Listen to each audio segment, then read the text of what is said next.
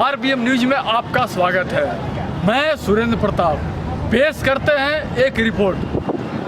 आज ये जो समाज की जो यहाँ मीटिंग जो रखी गई है वो आदरणीय हमारे पूर्व सांसद एवं विधायक आदरणीय चौधरी अवतार बढ़ाना जी को सुनने के लिए, और जो आज पूरे प्रदेश में और पूरे देश में जो किसानों के साथ जो ज्यादती जो की जा रही है, मैं समझता हूँ कि उनकी पीड़ा को देखते हुए, किसानों की पीड़ा को देखते हुए इस कड़कती सर्दी में, माइनस डिग्री में, कहीं जाम की स्थिति में और कहीं बहुत सारे किसान जीवन भी उनका समाप्त हो चुका है, उनकी पीड़ा को और दुख दर्द को देखते हुए आज हमारे पूर्व सांसद आदरणीय चौधरी अवतार सिंह बढ़ाना जी हमारे बीच में पहुंच रहे हैं।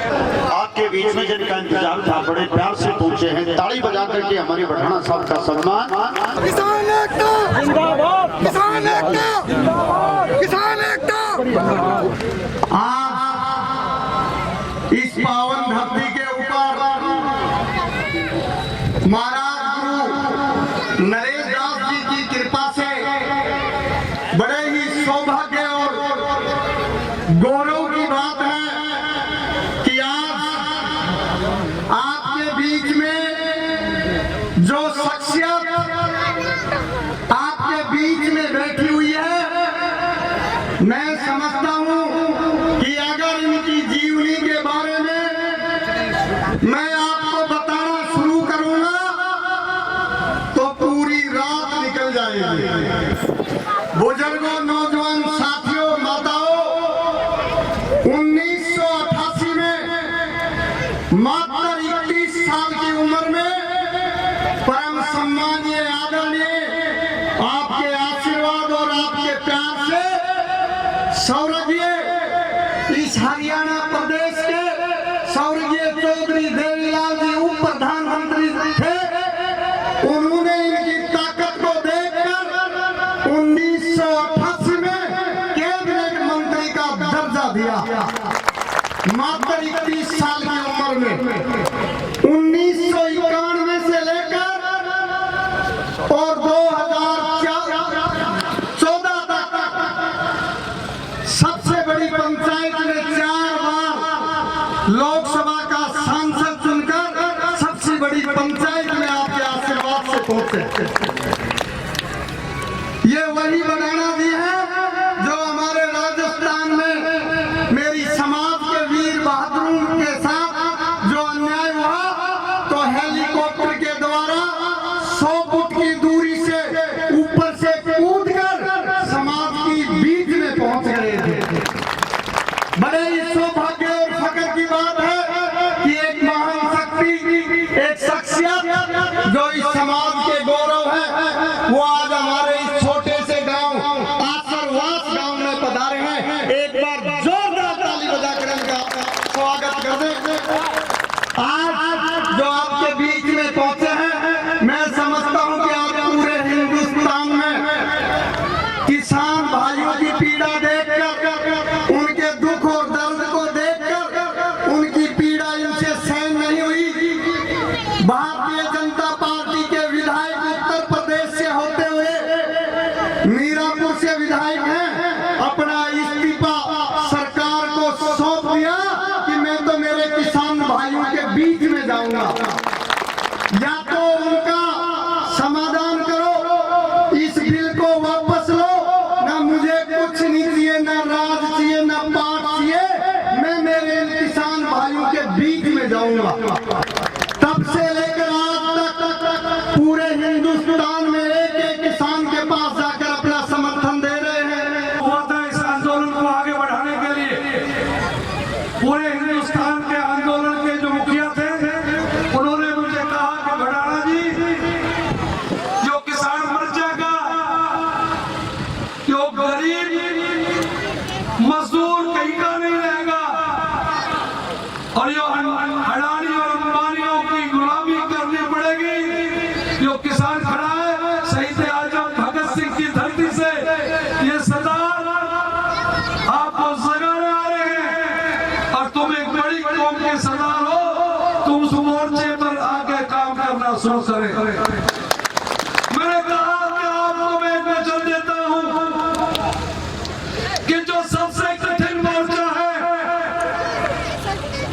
उस मोर्चे पर मुझे ड्यूटी दे देना। दिल्ली के अंग्रेज भी हमारी, मैं उस बहादुर कौम में जन्म लिया है। मैंने अंग्रेजों के राज में दिल्ली और दिल्ली के चारों तरफ 100 मील तक हम बसते हैं। हमने हमेशा अंग्रेजों से लोहा लिया था, इनकी तो औकात में है। हमने मटका हाउस पर इस हिंदुस्तान के वैसा अंग्रेज के खिलाफ नारा दिया था जो शहीद आजम भगत सिंह ने बम का गोला चलाया था उस लाल किले पर। वहीं से हमने आवाज दी थी। मैंने कहा उनको जितना भी जो भी मोर्चा कठिन है मुझे दे दे। मैंने उस मोर्चे से शुरू किया, आज आपके बीच आया हूँ। जो मोर्चा सबसे कमजोर होता है मेरी ड्यूटी तैनात वहां की जाती है। इस बॉर्डर से होता हुआ आया हूँ। कहता अपना तो 1000 कोस में फिरा दिखा है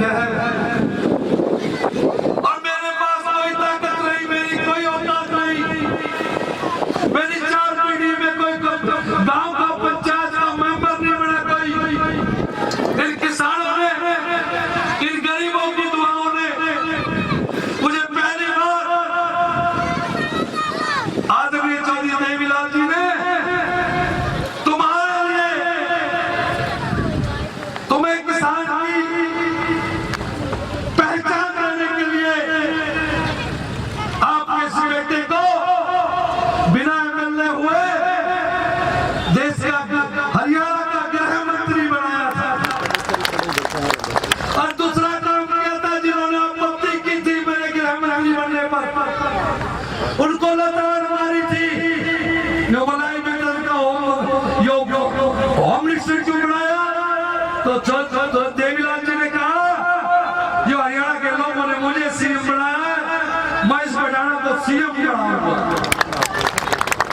और उन्होंने प्रधानमंत्री बनने जा रहे थे उससे पहले चीफ मिनिस्टर का इस्तीफा दे दिया इस बात पर कि जो आपत्ति करते हैं भटाना के मंत्री बनने पर वो सोच रहे और इस्तीफा दे दिया था चीफ मिनिस्टर। सारी दुनिया में पहचान हो गई थी, हिंदुस्तान के लोग जानने लगे थे कि गुजर कौम और एक भटाना जो है वो आपकी पहचान के रूप में निकल कर आया जो देवीलाल ने बनाया।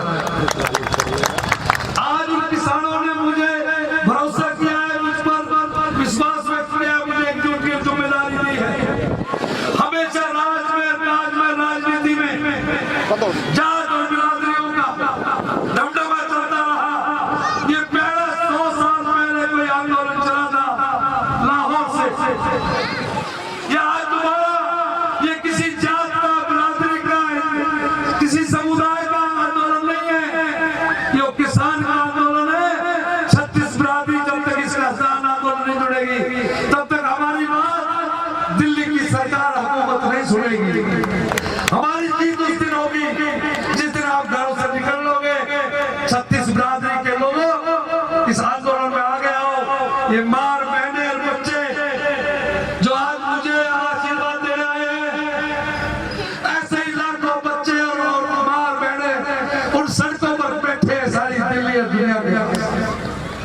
आप अपनी तरफ से भाई रावत जी तरह ऐसे कठिन वक्त में आज किसान बड़ी पीड़ों में, परेशानी में, आज गरीब की रोटी छीनने जा रही है। आज फिर से हमें गुलामी की तरफ धकेलने का काम करने की साजिश हो रही है दिल्ली की राजनीति में और जो मौजूदा सरकार है। भाई देश का सवाल है मुझे इतना बड़ा नहीं चाहिए, पर थाने भरोसे में एक बात मैं सुनूं, हरियाणा के किसानों ने 36 बिरादरी ने मेरा साथ दे दिया है।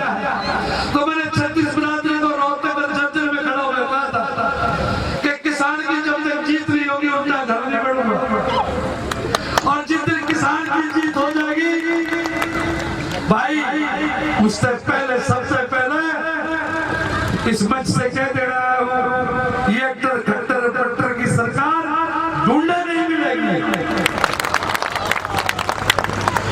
और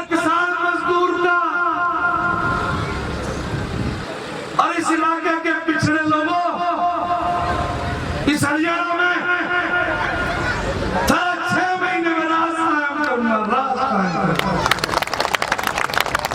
तो आप ये समझ लो, ये मौका है इस किसान की पीड़ा में एकजुट हो जाओ। जो बड़े बूढ़े बुजुर्ग हैं आशीर्वाद दो, और नौजवानों निकल लो सड़कों पर, अपना राज बना लो। और दिल्ली में किसान का राज आ जाएगा तो देश निहाल हो जाएगा। जब तक ये देश का गरीब किसान मजदूर खुशहाल नहीं होगा, तब तक देश खुशहाल नहीं होता। धन्यवाद, जय हिंद। अब भाई एक और बात बता दूं, पहली सिटी के चुनाव हो रहे हैं। अगर अच्छे भले लोगों को आप चुनोगे तो सारी ताकत बढ़ेगी। इन नौजवानों को आगे बढ़ाओगे तुम्हारी ताकत बढ़ेगी। आज ये जो भी चुनाव हो रहे हैं इनमें अपनी बढ़ोतरी करो। फिर एमएलए का मुझे बाउल वालों ने कहा बनाना अपना इतनी किसान है, जिसने तू भेज देगा, हमारी इतनी की हैसियत है कि बाउल में जिसने भेज देगा उसने एमएलए बना के भेज देगा। फिर अब करना चुकियो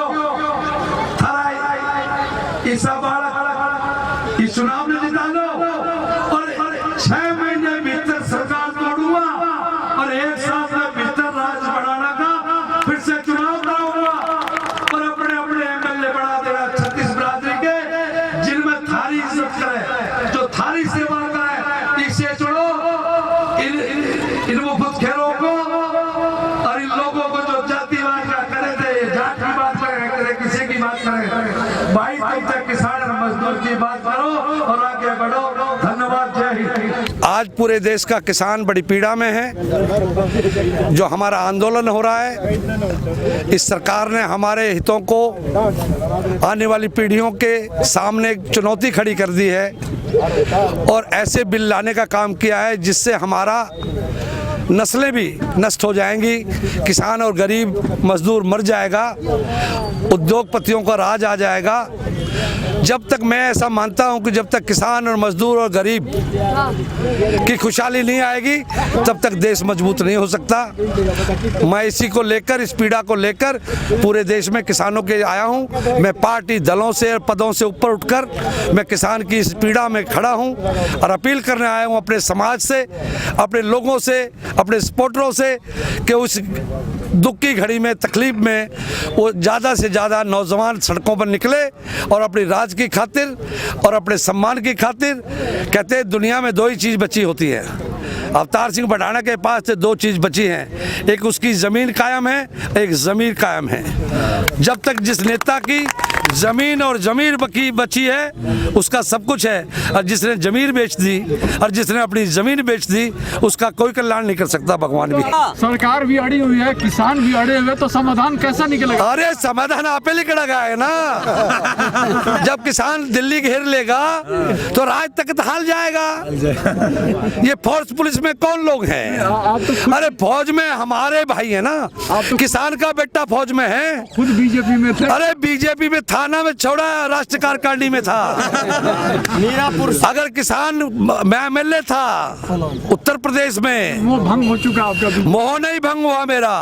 अगर मेरा किसान की पीड़ा देख कर आया हूँ, अगर देश का किसान मजदूर गरीब पिस जाएगा, मर जाएगा और ये देश गुलामी की तरफ चला जाएगा, इसलिए अपने सब त्याग पत्र करके किसान को बचाने के लिए और अपने समाज का बड़ा मकाम बनाने के लिए। जब पहली सीढ़ी होती है, पहली सीढ़ी में हमारे जो चुनाव हो रहे हैं उनका मेरा कहना है कि अभी से आगामी नींव मजबूत हो जाएगी।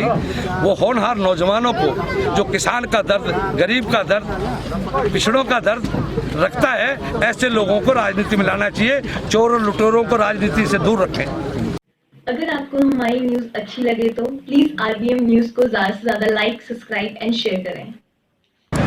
RBM न्यूज़ हमेशा सच के साथ।